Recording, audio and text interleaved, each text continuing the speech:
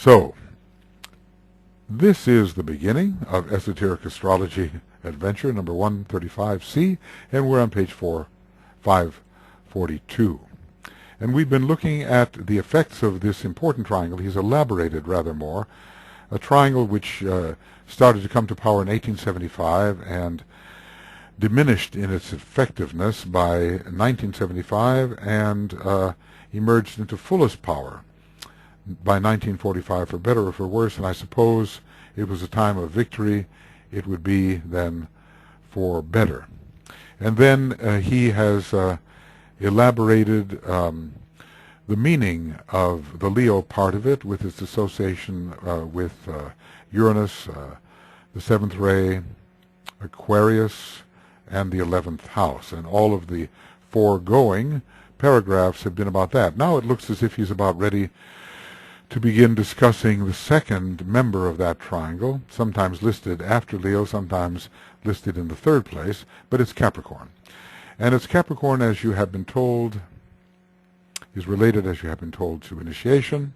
It is also the sign of the coming world Savior. Well, in a way, the birth of the Christ in the heart. The world Savior must be born in every heart, and that occurs at Christmas, and that Christmas is set just a few days into the ingress of Capricorn. Really should be set at the Capricorn equinox, winter in the north and summer in the south. The coming world Savior, and these higher aspects of the Capricornian influence can be potently demonstrated. There are also lower aspects, he talks about them, if humanity wills it, because Capricorn is a sign of will, a major first ray sign. If humanity so wills it, and will take advantage of the Venusian influence to use the mind as the reflector of soul purpose, so even the hierarchical ruler can affect humanity as a whole. So will humanity actually take advantage of the hierarchical rulership of Venus ruling Capricorn? And this is what Venus does. It uses the mind as the reflector of soul purpose. This is one of the very fine descriptions of the meaning of Venus in relation to Capricorn, and just of the higher function of Venus in general. So we're not interested in all of those low and debasing uses of the Capricornian force, which are so materialistic and so involved with the dense physical vehicle, and with, in general, the devil itself. You know, speaking of the devil as the lower powers of the lower 18 subplanes, unredeemed, and the inverted pentagram, the inverted number 5. We are not interested in that. Those things demonstrate but can be redeemed. So initiation is the upright pentagram. And the higher influences of Capricorn leading to initiation and to the elevation of many human beings can be demonstrated. The law of group progress, the fifth law of the soul, again the number 5, interestingly, can be demonstrated. And Venus must be connected with that fifth law of the soul, the law of elevation. And so the intellect or the mind need not be simply dedicated to its own sphere, but can reflect soul purpose, and then we will have we will have the soul illumined mind. If this does not take place, the present world situation, the present situation will turn into something far worse. A situation wherein the mass of men will be reinitiated into the earth and forced to turn their backs upon the dawning light. Maybe some will be able to preserve the higher consciousness, but maybe they'll have to go underground again, as they've had to before. If certain trends in religious thinking are not corrected, we are headed in that direction. He warned us the next war, if it occurs, will be in the department of religion. And we can also already see that shaping up. So there's a great contending of the forces of light with the forces of darkness to capture the desire nature of the masses at this time, and to capture the mental nature of those who are emerging from the masses or have emerged. When we have just millions upon millions of uneducated people, illiterate people, we have to call them members of the mass at this time. They are more responsive to the Cancer energy than to the Leo energy, although the Leonian dictators can impress them and manipulate them, and the demagogues can have their effect. DK warned against the demagoguery which could occur in this religious war, which could be shaping up even now, and we can see the danger. The values in the West must be reinstituted, and the real meaning of the Christ, not just as found in a declining Christian presentation of the true truth of the Christ, but the real Christ must again capture the imagination of the West. This will fortify the West against the eruption of ancient religious practices which have no business being forced in a totalitarian manner upon the people of the world and their consciousness. So this is the place. I thought it was in the Taurus chapter, but here it is. This discussion of the reinitiation into the earth. Obviously, in the old commentary, such a possibility was held out. And DK warns us about this in many ways. It would be foolish to avoid the unpleasant possibilities. Very unpleasant, terrifying possibilities, and a real loss of all that has been accumulated. One cannot imagine that the content of the causal bodies would be somehow dissipated, because they have been, those treasuries are safe.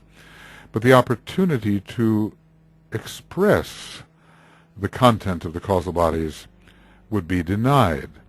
And many who are rich in their causal body and could bring humanity into illumination could be forced to delay incarnation over many years, maybe thousands of years, and if they were incarnated would find no scope for the expression of that which lay within them, because their internal spiritual riches would be opposed to all that had established itself in terms of negativity upon the earth. So this is, maybe I'm a little dramatic here, but these are sentences which capture my imagination and which tell of the stakes which are involved at this present time. The mass of men will be reinitiated into the earth. Where is education then? Where is the light? It's the lower Taurus, let's just call it that, lower Taurus, or crystallized, or dense Capricorn, and forced to turn their backs upon the dawning light, and the light of the age of Aquarius is dawning. The song about it is a little bit sentimental, but it does indicate a real potential. This is the dawning of the age of Aquarius. The sun has not yet risen, and in the year 2117, from the technical astrological standpoint, will rise. A dark period of civilization would ensue, and instead of the dark cave of initiation, wherein the light of the initiate's own nature illumines the darkness, and so demonstrates his command of light, the dark cave of materialism and of physical animal control will take the place of the lighted way. Well, that's pretty grim. Pretty grim. And we can, this is what I've been talking about in the battle between Venus and Mars. Venus, the up-pointed star, the upward pointed pentagram, must win. Venus must prevail over Mars in this particular battle. The non-sacred planet Mars that is exalted in Capricorn, often with negative implications, and gives heat rather than light, must not prevail. So, if what does not take place, let us remind ourselves,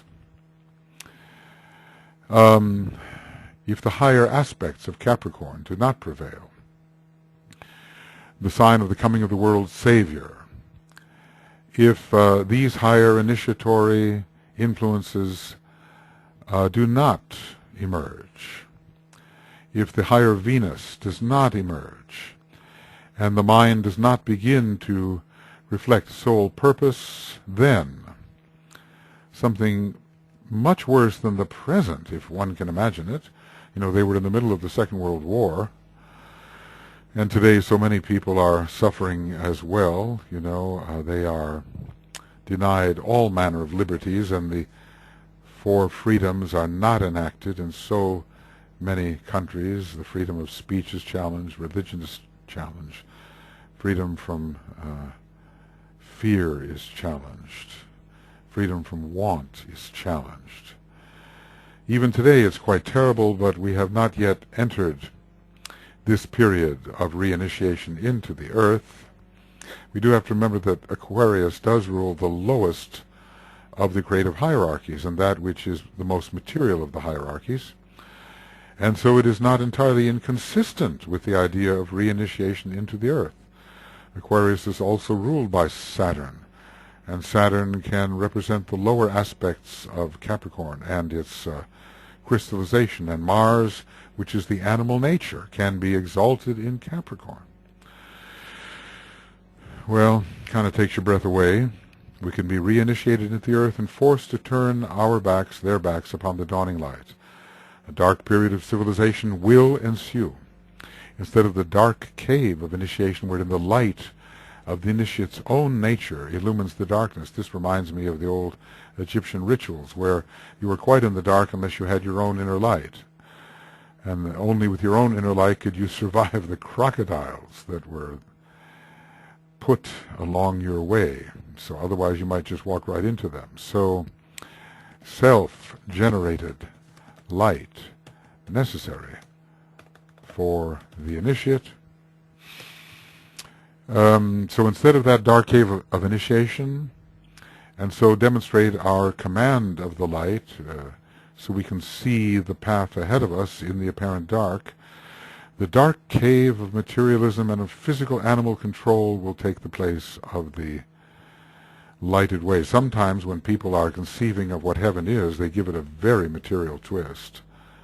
A very material, form-limited heaven is offered. And obviously, if you can begin transposing your own materialistic consciousness on the dense physical plane into heaven, we have a problem. But that is the literalness of the concrete mind, and the need for the true Antakarana to develop the abstract mind as it will be developed in the sixth sub-race of the fifth root race, into which we must find our way, with Neptune primarily ruling that number 6 and not Mars. The earthy aspect of Capricorn, the lowest concrete aspect of the mind, as Capricorn does bring in the fifth ray, as it tells us in one place, even constellationally, I believe. The earthy aspect of Capricorn, the lowest concrete aspect of the mind, and an increased control by the Taurian spirit in its worst form, will take the place of divine possibility of entrance into the greater light. So these can be two signs of quite imposing darkness rather than of light, and the manifestation will take the place of the divine possibility of entrance into greater light, the manifestation of the soul nature, and the recognition of the light which is found in the eye of the bull. So what a choice. But let the modern disciple and the person who cares about the fate of humanity really be apprised of the possibilities. The danger is great. It is still great, and we see the eruption of the Martian Plutonic consciousness in many places, and people questing after atomic power and atomic bombs and hydrogen bombs who have not yet conquered their Martian plutonic nature in the lower sense. So when the Christ says he does all possible to avert a final war, it must be an incredible task, because he's limited by the Syrian law of freedom. You know, he cannot force choice upon humanity, but he must seek to engineer circumstances in such a way that the right choice will be evoked from the human beings. And we have not yet reached the point where the choice has been made, at least in my opinion. That choice, which in a way is a lower correspondence to the temptations in the desert, you know, are you going to choose the world, the flesh, and the devil? There are lower correspondences to this.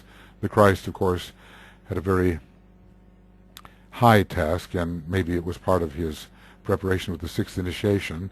The world, the flesh, and the devil were on a very high level there for him, but we have a much lesser choice, but still extremely significant in terms of the fate of humanity. So Capricorn and Taurus and, you know, lower Vulcan here can all conspire together to rob us of many of the gains which we have achieved through the through the Renaissance, which basically began in 1425 with the third ray cycle on a higher turn of the spiral, and man could become an abstract thinker and philosophically understand his life in terms of renewal. And then the scientific spirit entered in and began to prove what was real, at least in the outer worlds, so that we no longer had superstition telling us how to behave in the realm where only scientific facts apply. All that would be lost, and the forces of ignorance. I mean, when you see people burning girls' schools, or burning schools in general, you see a group that whose name means books are evil, or Western education is evil. You know that those forces are trying to rise. Those are the forces, the very forces of ignorance that we're talking about. I just saw some, well, you know, I realize this might be listened to 10 years or 20 years, maybe, after I make this, who knows. But I looked at what happened to Detroit, once a thriving city, and the elements which are gathering there, and the great decay which is occurring. The forces of dissolution are with us. This is the Kali Yuga, and this is the end of the age of Pisces, and we're in a very Plutonic period in that respect. And Neptunian, things are falling apart, and we have to have the structure of that which will emerge in a better sense, substanding that which appears to fall apart in front of our eyes. These are perilous times, full of opportunity. Interesting times in the old Chinese sense. May you live in interesting times. So here we are. Such are the possibilities confronting the world of men today. The issue is dependent on the final triumph of the forces of light, working through the allied nations, or on the control of the forces of materialism. But you know, it's not over. It's not over. Even though the forces of light,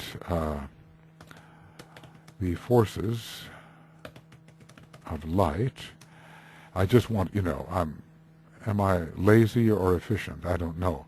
But FOL could mean the forces of light, and I want to make it possible to write the abbreviation, forces of light, coming through like that. Yes, yes, yes, okay. So even though the forces of light did, in a sense, triumph, the Tibetan warned against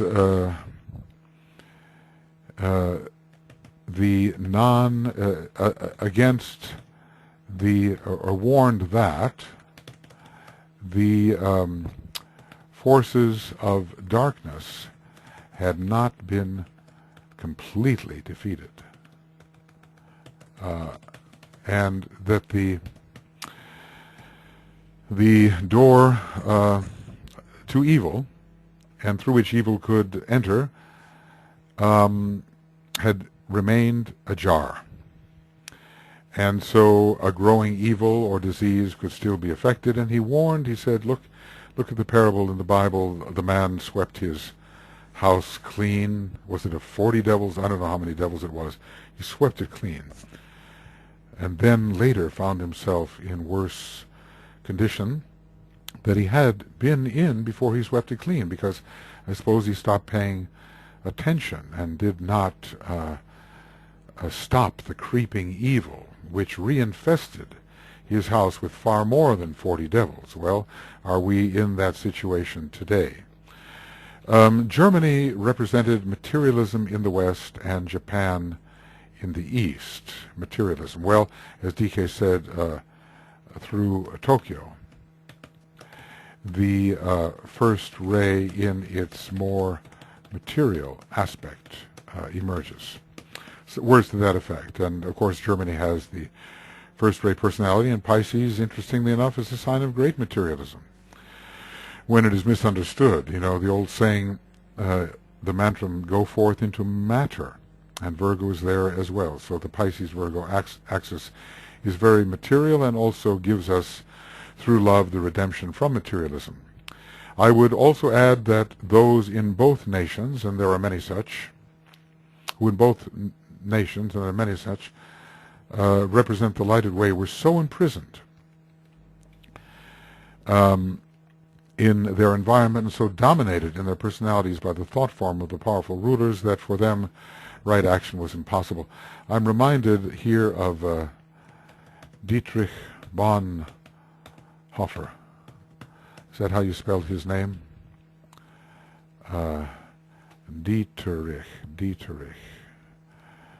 Possibly. Maybe why insult the man? Why not find the real spelling of his name? And that is, let's see, D-E-T, Dietrich, no, there it is, H-O-E-F-F-E-R, D-I-E, Dietrich Bonhoeffer, D-I-E. And that's correct, Bonhoeffer. He died in the last days of the war, an excruciating death, but he worked constantly under imprisoning conditions to ameliorate the condition inflicted by the Nazis. So he was a great theologian and practical Christian, worked constantly to promote the expression of the spirit of Christianity in a very dark space. He might not even have been killed, but perhaps his kind of a martyrdom in a way made him more prominent in the minds of men. His spirit, one understands, was very beautiful. So there were still those who represented the lighted way in these countries, but they were cribbed, cabined, and confined in every respect. They were imprisoned. So imprisoned that their personalities, by the thought form of their powerful rulers, that they could not take, they could take right action within themselves, but not right action which was broadly influential.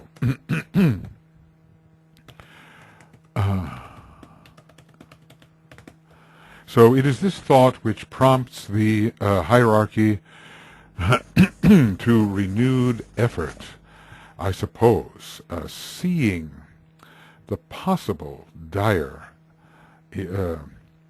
outcome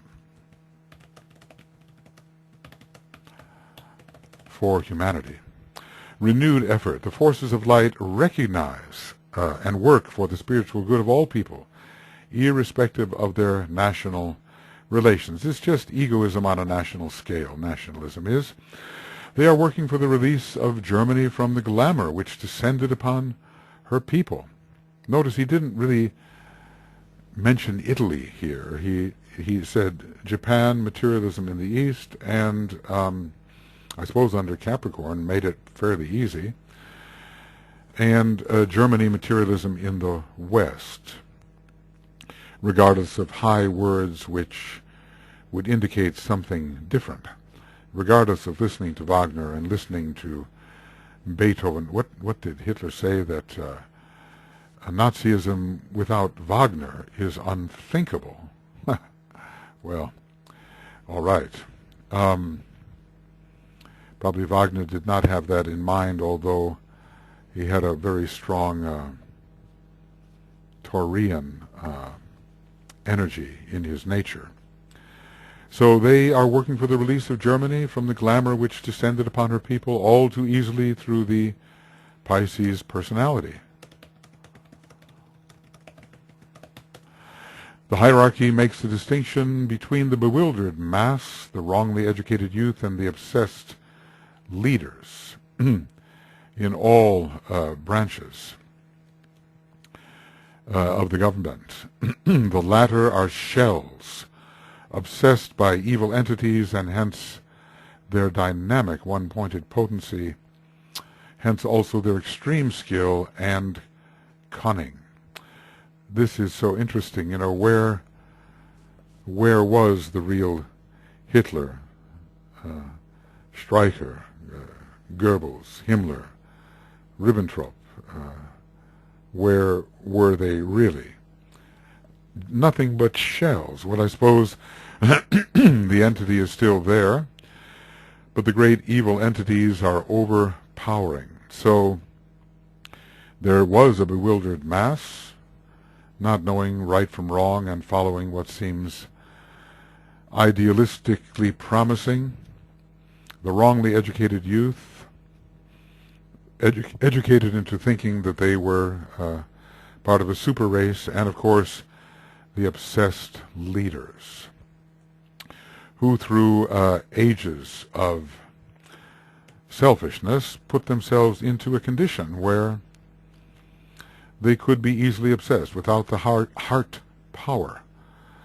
A certain aspect of the heart, I suppose, as Master Morya says, obsession can happen. So it is the power of the heart, and not just the outer aspect of it, but the real power of the heart, which repels the obsessors. And none of them had this second ray in any measure working through the heart in a positive manner. The latter, the obsessed leaders, are shells, obsessed by evil entities, and hence their dynamic one-pointed potency and also their extreme skill and cunning based on very ancient evil experience, and hence also the well-nigh ludicrous falsity of their propaganda.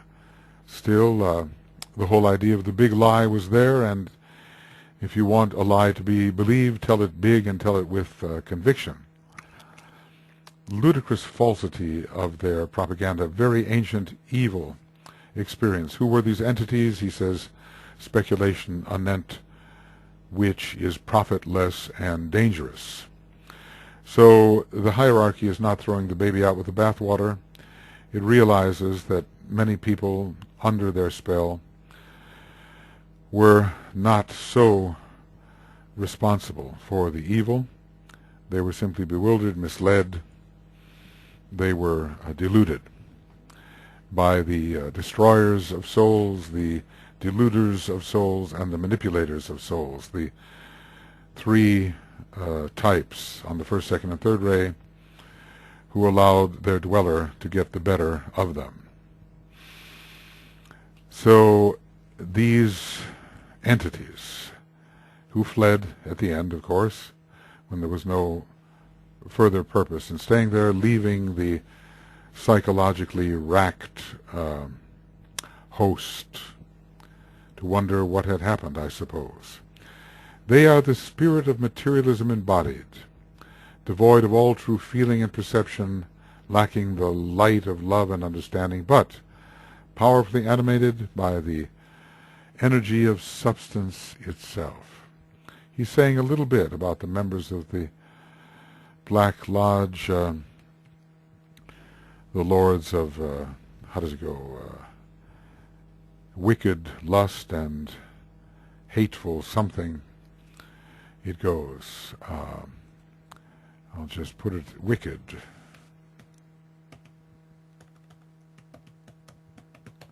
Wicked lust. Wicked pride and hateful lust. There it is. Page 754 of the Rays and the Initiations. So this is rather interesting here. The nations of the world allied themselves with the forces of light to a very large extent, and little by little cosmic evil was forced back, and the door which conceals the place of endless death and hides the countenances of the lords of wicked pride and hateful lust was partially closed, but not entirely shut. Its final closing and sealing is not yet accomplished. So those are powerful,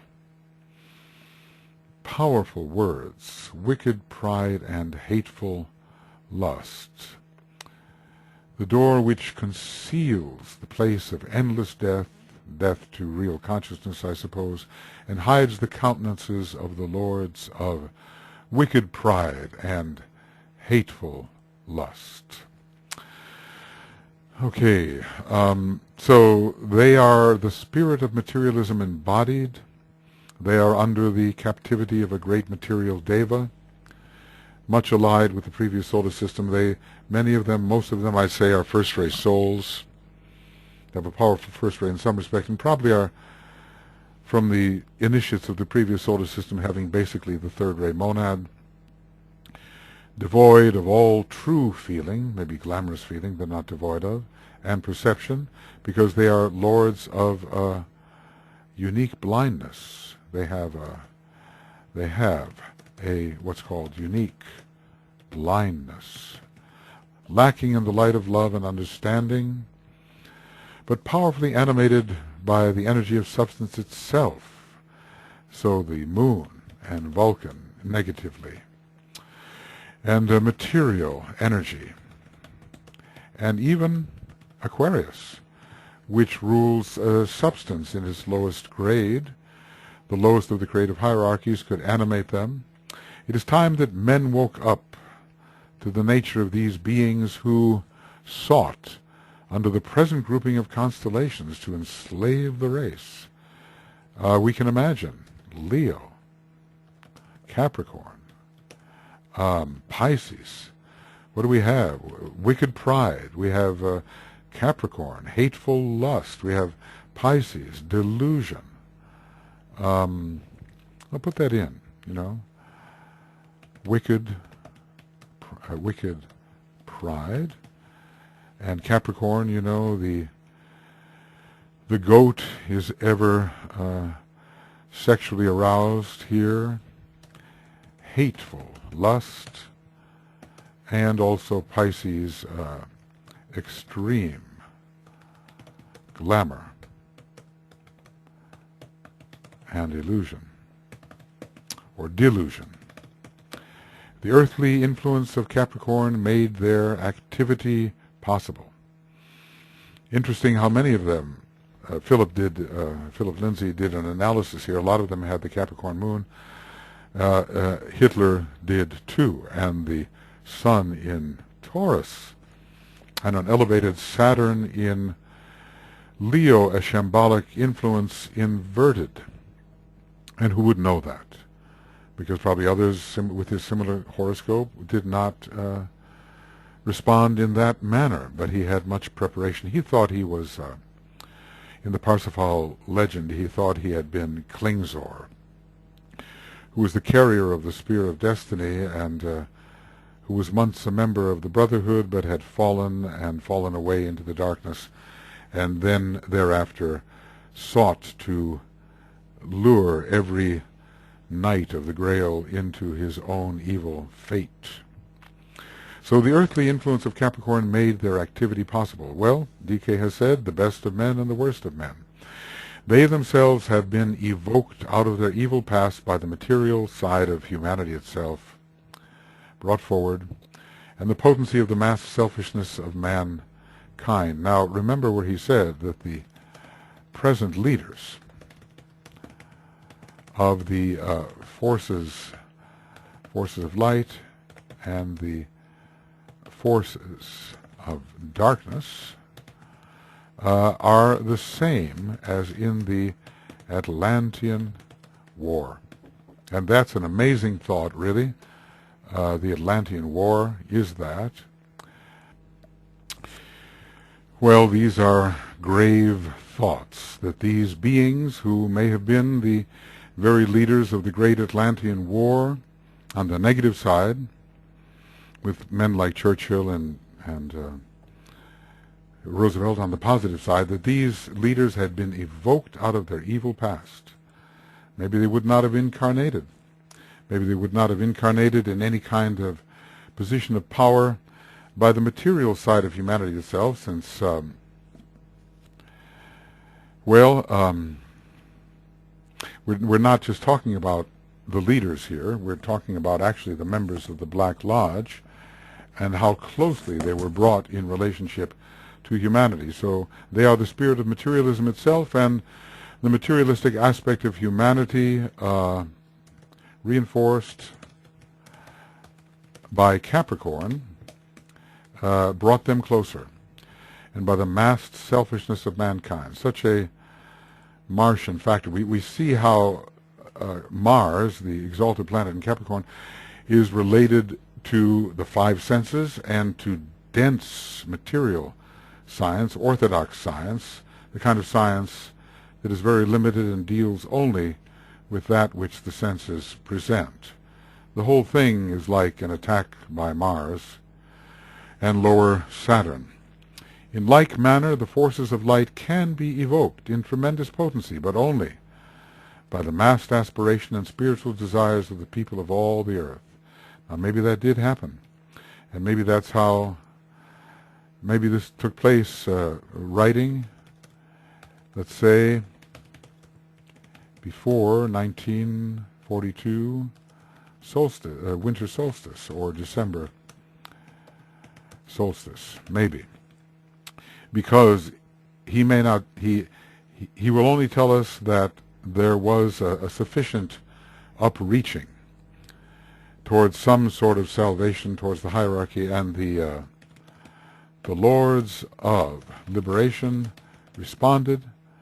He cannot say more. He cannot say exactly how they were evoked and in what way they responded, but basically there was a deflection of the power to know away from the German scientists who would have discovered the secret of the atomic bomb early and used it to destroy the Allied forces. So the Lords of Liberation were involved in that. We know Uranus, interestingly related to liberation, is also connected with the atomic energy and with the liberation of the atom. So we can see that one of these lords at least did respond, and it's very interesting to read how that did happen. Lords, liberation, may not, Lord's liberation, respond. Well, let's see. Maybe here we'll have enough. When the invocation is rightly used and voiced by an adequate number of people, those who can in some measure employ the enlightened will may succeed in reaching the Lords of Liberation and produce a phenomenal intervention on some kind, and this did occur. So let's go back. This is the discussion of the rider on the white horse. And,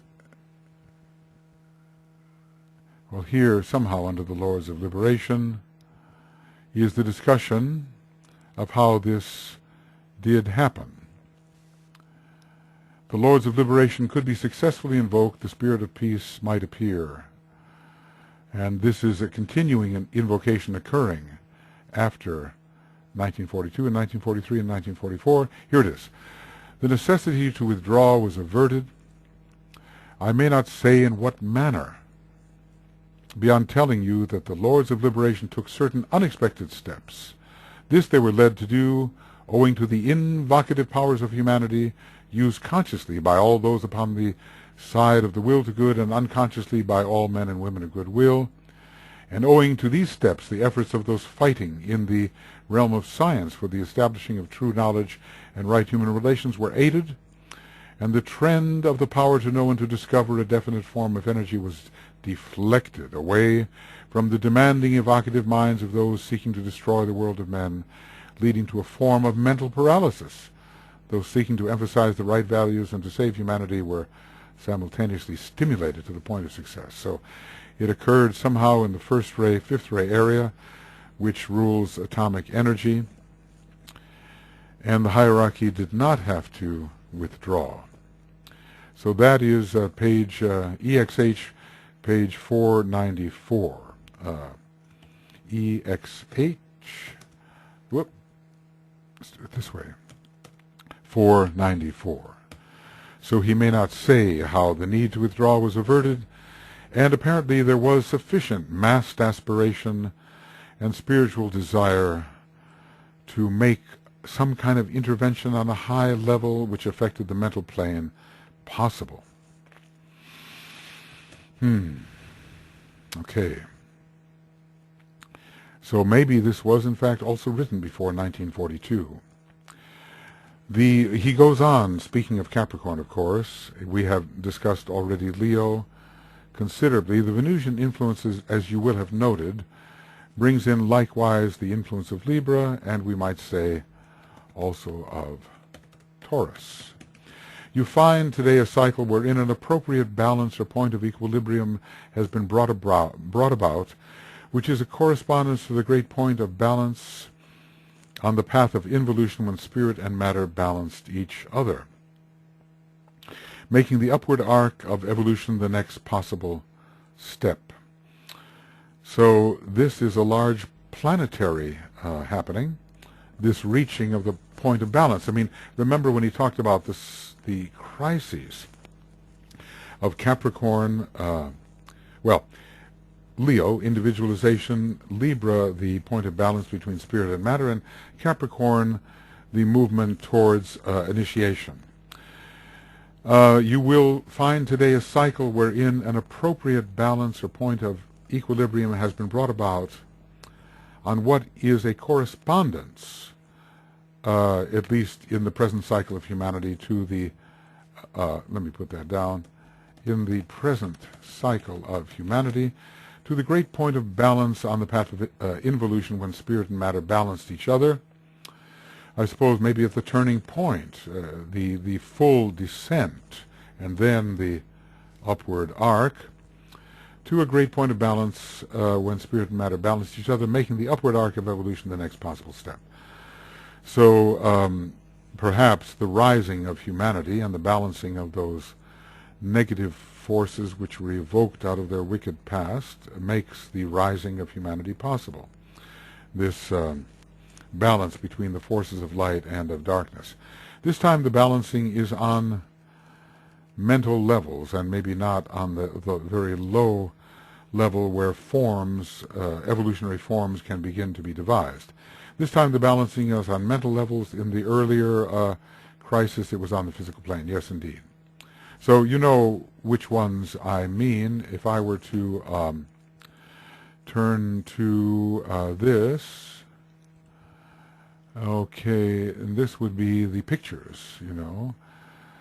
So these are in the Fellowship of Cosmic Fire, and then here, so let's look at the point of balance. I think it occurs before this. There it is. Okay.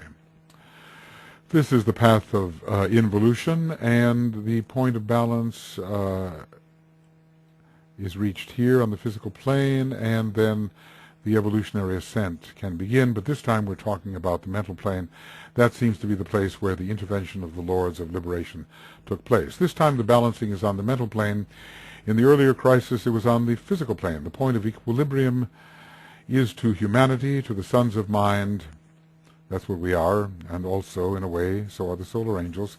What the earlier point of crisis was to the planetary logos. So the true emergence into spirituality can occur for the sons of mind. The true emergence into spirituality can occur for the sons of mind. Spark of mind and sons of mind. I need the plural. This is a fact to be remembered because in a way, there's quite an involutionary tendency, quite low desire in humanity, and even their reaching out towards heaven and salvation recently in this dark age is part of the desire to preserve the false identity, the lower ego. It's not a great gesture of altruism for the benefit of humanity. It is individual salvation, the preservation of an illusory aggregation of energies, an illusory and impermanent aggregation of energies. So, anyway, we have a higher point of equilibrium here. This is a fact to be remembered and given due place in your thinking. The problem to be solved is which aspect of humanity will finally triumph and so disturb the balance by achieving dominance, spirit or matter, soul or personality. Such is the nature of this crisis, and not yet worked out as this book is being written. So in a way, the astrology book was, at least I think the first part, written in the 1930s, really, with the treatise on white magic, pardon me, being written in the early 1930s. Oh, no voice.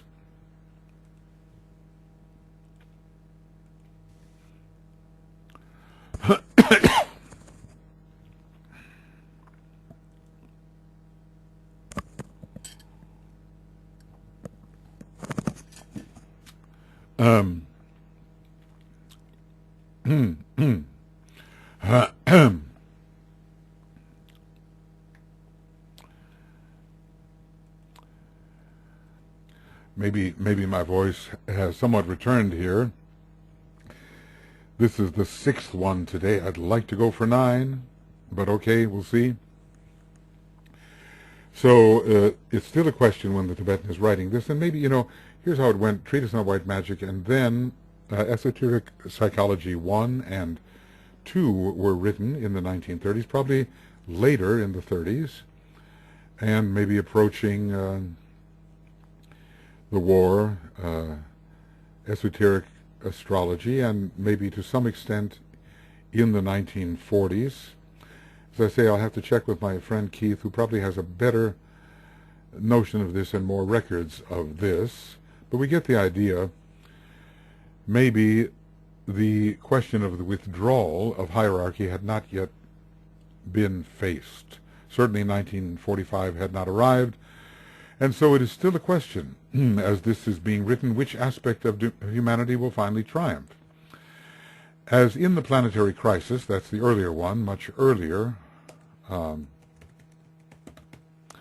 if spirit should triumph, a new feature, function or quality of divinity will begin to manifest, the highest mind. Meaning, well, let's see. In the human crisis, the same thing is possible. If the spirit of man triumphs, then the aspect of true love in its divine nature and its group emphasis will be possible. So, moving from mind to love. Maybe the abstract mind was able to enter in the planetary crisis and participate in the shaping and configuring of those new forms which could be said to be aggregating under the law of evolution rather than the law of involution. These are the issues involved. So the aspect of true love in the divine nature, and we want to call this the true love of the soul. Maybe love was not the issue when it was decided whether there would be an evolutionary path bringing into existence the lower kingdoms, even perhaps the mineral kingdom, because the mineral kingdom is on the upward arc, interestingly enough. So one wonders about the condition of the earth before the mineral kingdom was created, or before it came to be. Sometimes we think of the mineral kingdom as the bottom because we don't have any knowledge as a race of the involutionary path and the use of the subtle substances to create involutionary forms. Well, these are the issues involved, the true love of the soul, and in the planetary crisis, the highest mind of whom? There were no human beings per se. Are we saying of the planetary logos, perhaps? Anyway, we have moved from mind to love. This is the important thing. To bring about the full presentation of the choice and to indicate the mode whereby the spirit of man can triumph, as there is a great choice, involving the 7th house and Libra and so forth, coming under hierarchical Venus ruling Capricorn, the influence of Pisces was called in, or rather was evoked. And maybe this is why Pisces is listed last. This is why Pisces is listed as the last point in the triangle, because Leo and Capricorn set up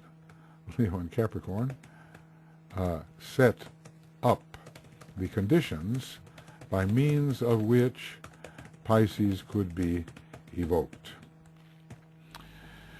So we definitely need this love energy which Sirius, Pisces, Uranus, hierarchy represents.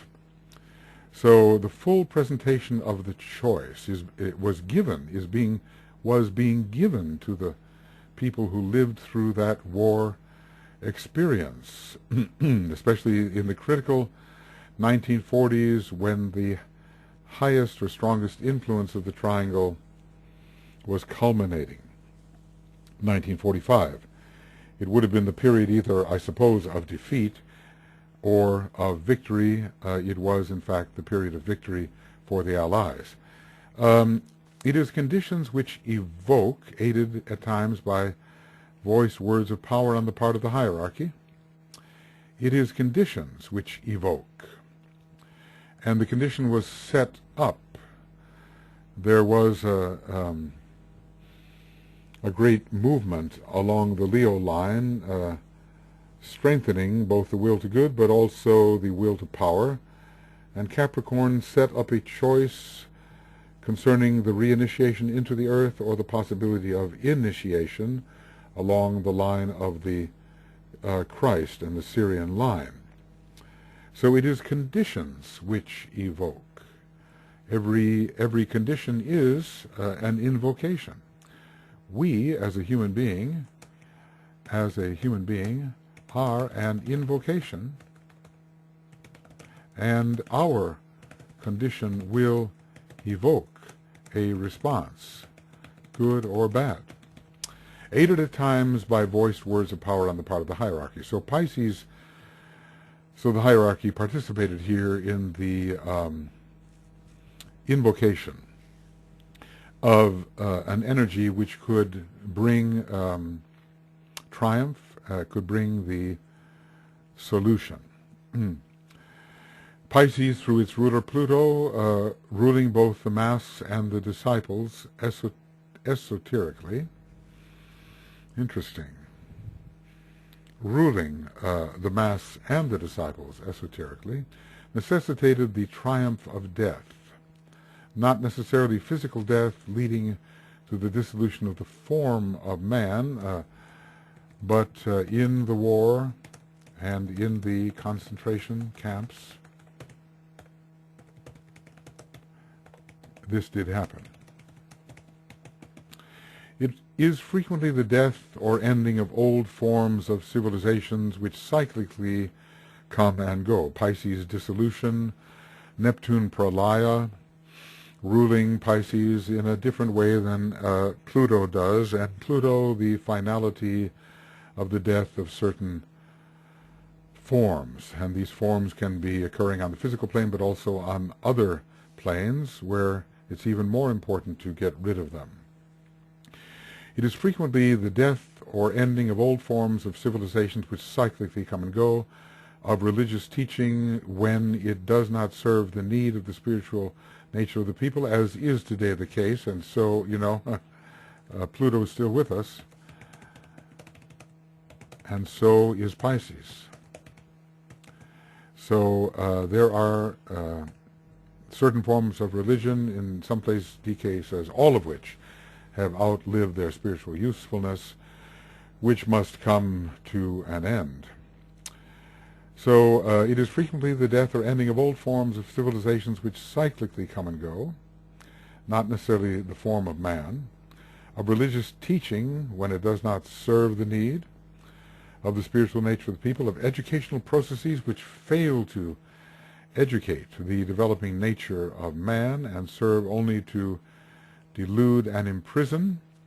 So many things, many forms sustaining the past or the rapidly vanishing civilization were slated for destruction. When I say this, I mean not the death of religion or of forms of thought. I mean, these must remain in some proper form. I refer here to death as the great releaser, which shatters the form and which brings death to that which is embodied. Well, perhaps releasing the religious spirit from an inadequate form, the educational spirit from an inadequate form in all the different areas of life, the forms of civilization which are serving but to imprison. It is to this philosophic death in its lowest aspect that Germany has responded. Interesting. In a negative way, of course, in a negative way. They wanted to destroy Christianity, definitely. The destruction of religion which Germany sought to bring about is not a prelude to the establishment of a better approach to divinity, but the effort to evoke the ancient gods. We see this in the Wagnerian operas, and people took it seriously and literally and began to do it as a social experiment and to make the state the supreme end of men's lives, a true and overpowering totalitarian fascism. The spirit of love and of individual right relations are not known, and those relations which are so basically characteristic of the kingdom of God. So this the destruction of religion, even resorting to philosophy, even making of Christ an Aryan kind of super God, you know, saying that, of course, Master Jesus could not have been born a Hebrew. That was impossible, and so they turned him into some kind of blonde deity and so forth. For those who still adhered to his value, saying basically that he would have taught the transition into Nazism and into the resurgence of the true Aryan which he was. You see how all that can get twisted around to delude people. There were people in Germany who were paid to delude. Goebbels was one such. Alfred Rosenberg was another. The philosopher-in-chief and Goebbels the propagandist-in-chief. So it's this evoking the ancient gods which was the real threat, I think, because it counteracted the emergence of the soul of the planet and of the reappearance of the Christ which was planned. If we could denigrate the Christ and all he stood for, then the ancient gods could take his place and there would be a reversion of man's quest after divinity. I think that this is very interesting material, and the first part of the book, or even these third and fourth parts, which is packed with information about the interaction of energies. But what we find here is that DK is taking the practical turn and talking about life as it was being lived at the time that he was writing the book. So this is the end of Esoteric Astrology Adventure, number 135C, and we're on page 546. We're going to do the invocation together, and a beginning of Esoteric Astrology Adventure number 136A on page 546. So let us do the great invocation together, just to remind ourselves of where we're coming from.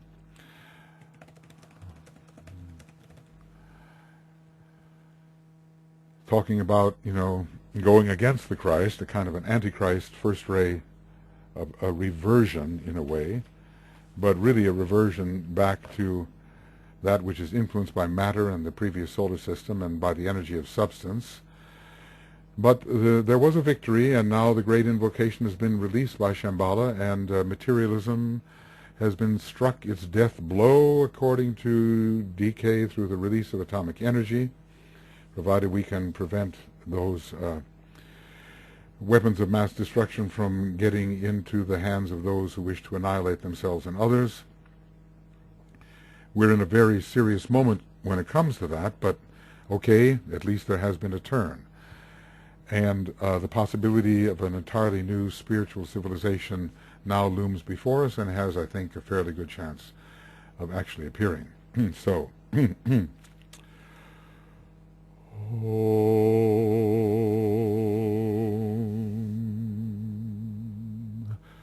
from the point of light within the mind of God, let light stream forth into the minds of men. Let light descend on earth. From the point of love within the heart of God, let love stream forth into the hearts of men. May Christ return to earth. From the center where the will of God is known, let purpose guide the little wills of men, the purpose which the masters know and serve.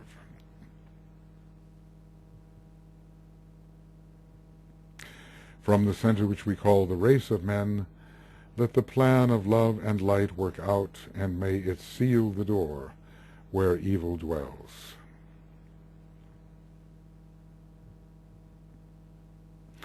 Let light and love and power restore the plan on earth.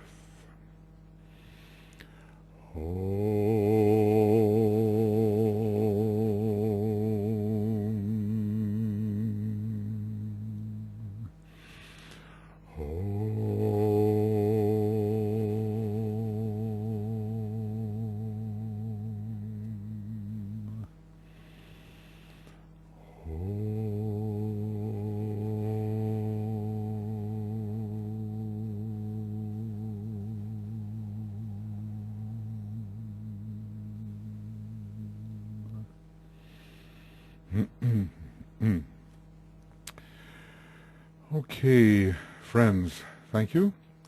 We'll go on to 136 and